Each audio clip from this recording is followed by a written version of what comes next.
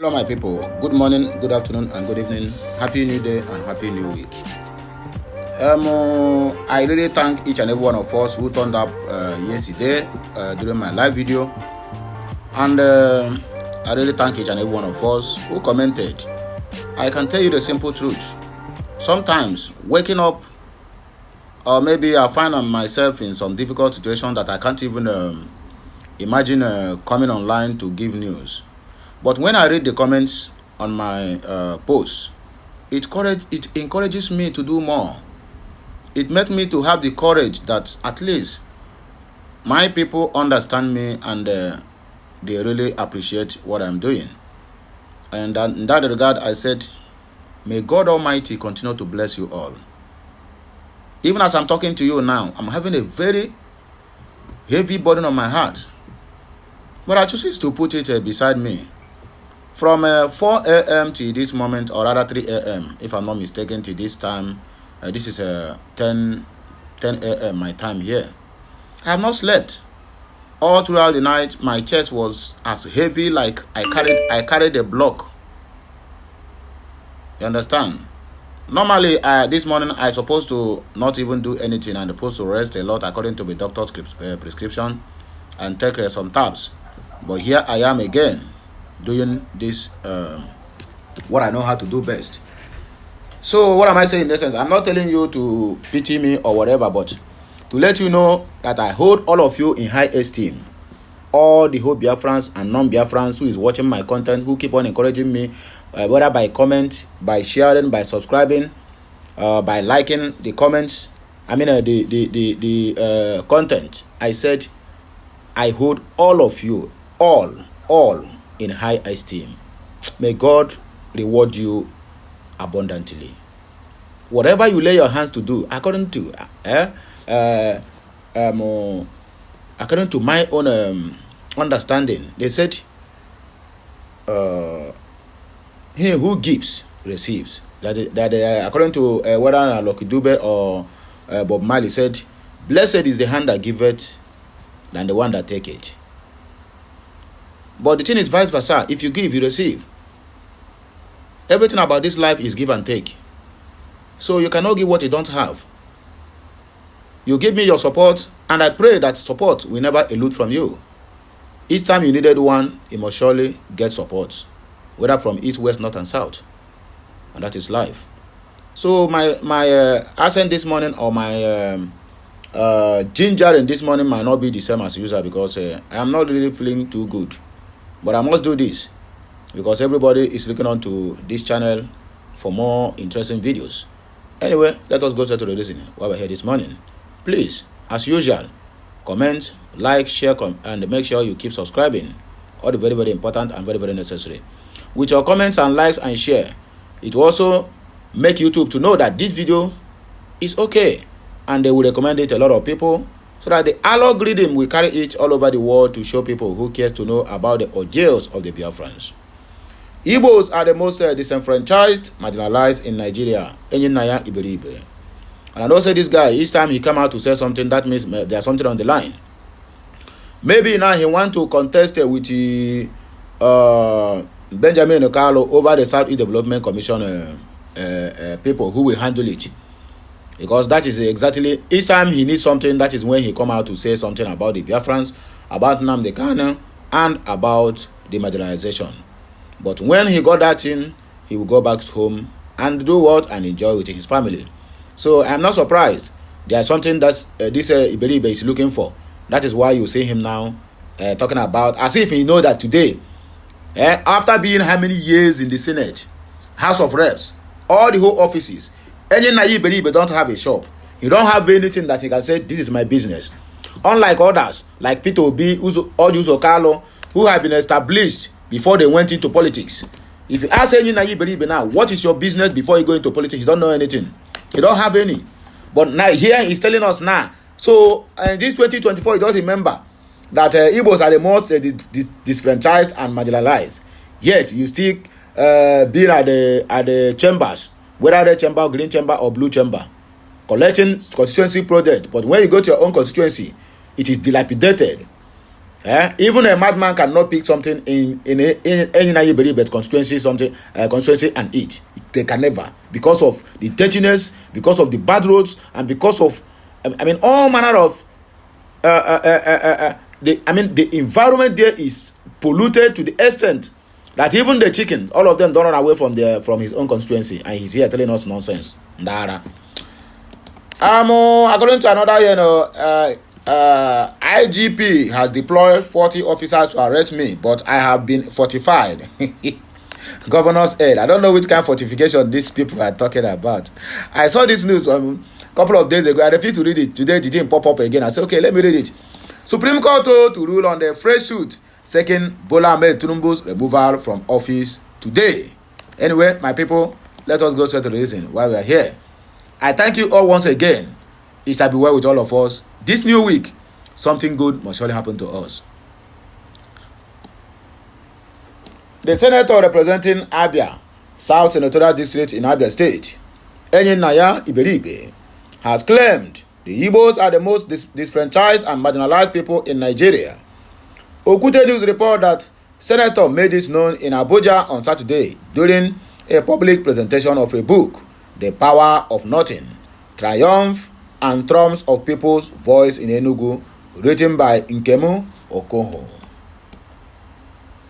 Abaribe, who was represented at the occasion by Senator representing Aba North and South Federal Constituency on the platform of the All Poverty Grand Alliance, APGA, Alex Mascot Igwechi, said there is an imbalance within the nation's political environment. The senator insisted that allocating only 5 states to the southeast is unfair. He also called on Nigerian citizens and politicians to embrace the optimism to make the country better. He said, I would like to say a few things about the Igbos. We Igbos believe in progressivism, okay, and the concept of patriotism and nationalism. And this is why you will see an Igbo man pack up his bag and leave his village to Bauchi to set up shops, buy a piece of land, build a house, and become an employer of labor. That in itself, for me, is a nationalism, patriotism, and progressivism. That's why the Igbo man has that enthusiasm in him to develop, to be progressive, and to remain optimistic.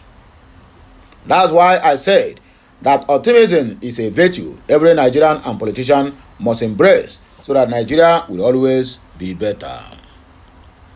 A lot of people might not like what I want to say. The Igbos, we are the most disfranchised and marginalized, but all we try to do and encourage our brothers is to support one another because it is highly needed and commendable. Speaking about the book by Okoho, which chronicled the events leading to and after the 2023 gubernatorial selection, Abaribe urged Nigerians to engage in politics and government policies. He added, today we are having a conversation about tax reform. It is a subject matter that is on the front burner. If the bill is passed, that means every activity that relates to your business will be affected. So when you say you are not interested in politics, you are doing yourself and family a great disservice. Our president, according to him, when he was elected, on the day of his inauguration, made a statement and said that subsidy is gone. Immediately, the effect of that statement became something that has put us in an economic quagmire. This goes to show that politics plays a very intricate role in all our lives. That's why we must be enthusiastic, eager, and receptive to anything that relates to lessons that can be learned from the mistakes of the past. It is only when you identify your problem, you identify the conundrum of the political system, that you can then begin also to identify the clinical solutions on how those problems can be tackled. There are things that happened. There are people that believe they have built alliances. There are people that gave their words, but at the end of the day, those agreements were breached. This is a lesson every politician must learn. Moving forward. I have fortified myself to evade arrest. As IGP, deployed 40 officers to arrest me, governor's aide. Sanusi Bature, the Director General Media and Communications to the Kano State Governor, Abba Yusuf, has stated that he has been fortified to resist police arrest. The aide revealed how he went into hiding at the Kano State Government House for 5 days to avoid being arrested by the police. According to him, at least 40 officers from the Inspector General of Police monitoring team were deployed to Kano to arrest him about 6 days ago. Bature stated this while delivering an address at the PR Nigeria Young Communication Fellowship in Kano. He said that he remained in the government house due to constitutional immunity, which prevents the arrest of anyone within the premises, except with the governor's express permit. He explained that he had a court order restraining the police from arresting him, which was why he attended the event. He added that it was mandatory for him to be present. He stressed that he was also fortified against being arrested. He says, so there was this petition against me that nobody is handling except the IG himself. He deployed 40 personnel of the IG monitoring team squad to Kano since Sunday with the mandate of arresting me. So I came out because of just 3 things. 1, I don't think I should miss this event even if I'm going to be arrested. The second issue is that I have secured a court order which has not been served to the police, but also gone viral. So I am sure they must have seen it. Thirdly, I confidently ventured out because I am well fortified to resist arrest if it happens. Nigeria, on our way done. Supreme Court to rule on fresh suit seeking to remove Tinubu from office on Monday, which is today. The Supreme Court will, on Monday, December 16, which is today, adjudicate a case that could determine the position of President Bola Ahmed Tinubu, who is facing a new lawsuit seeking his removal from office as Nigeria's leader. The case designated SC/CV/667/2023 requests the Supreme Court to remove Tinubu based on 2 primary allegations: his purported disqualification from holding the presidential office and the unlawful usurpation of that position. Nigerians understand that the lawsuit was initiated by Chief Ambrose Albert Owuru, a candidate from the 2019 presidential election representing the Hope Democratic Party, SDP, who filed the case directly with the Supreme Court. The defendants named in the lawsuit include former President Muhammadu Buhari, the Attorney General of the Federation and Minister of Justice, and the Independent National Electoral Commission (INEC) and Tinubu, listed as the first through 4th defendants respectively. Owuru, a lawyer trained in the UK and admitted to the Nigerian bar in 1982, has said that he was the rightful winner of the 2019 presidential election, claiming that Buhari unlawfully usurped his presidency for 8 years. He contends that the Supreme Court dismissed his previous case against Buhari, which aimed to remove him from office due to a scheduling error in the hearing dates. Additionally, Owuru is urging the Supreme Court to disqualify Tinubu on the grounds of forfeiture of $460,000 to the United States linked to alleged drug trafficking activities. In addition to the purported forfeiture of funds related to the drug trafficking, the former presidential candidate has also accused Tinubu of serving as an active agent of CIA, a claim he asserts disqualifies Tinubu from assuming the presidency of Nigeria.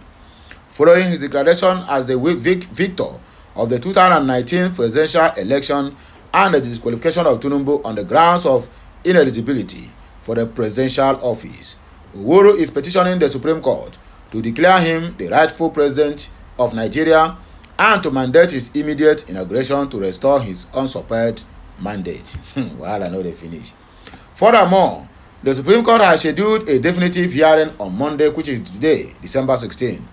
The hearing notice in respect of the lawsuit reads, please kindly take note that SC/CV/667/2023, Chief Ambrose Albert Owuru and Ano VC and Ano versus President Muhammad Buhari and 3 others at the Supreme Court of Nigeria sitting at Abuja is slated for hearing of motions on Monday, 16th 12/2024, which is today.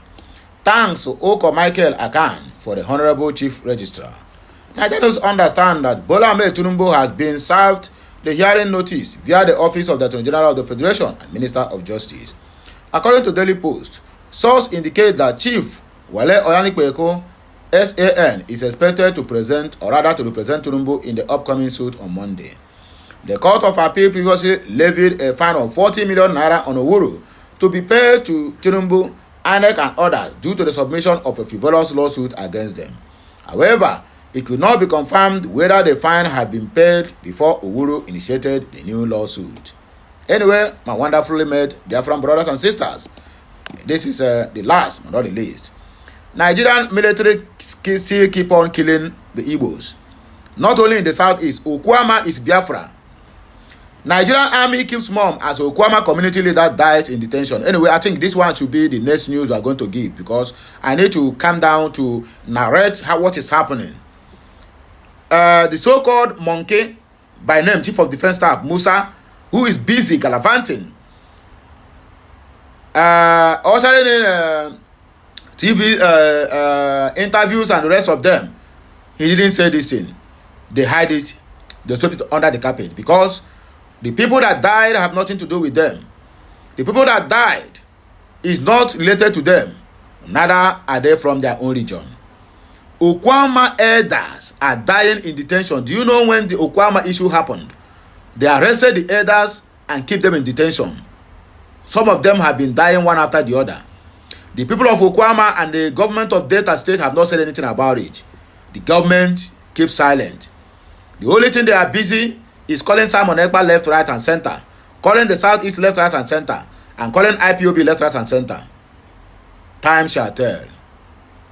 I repeat, time shall tell. Please circulate this message. I'll be right back. Kemesiano.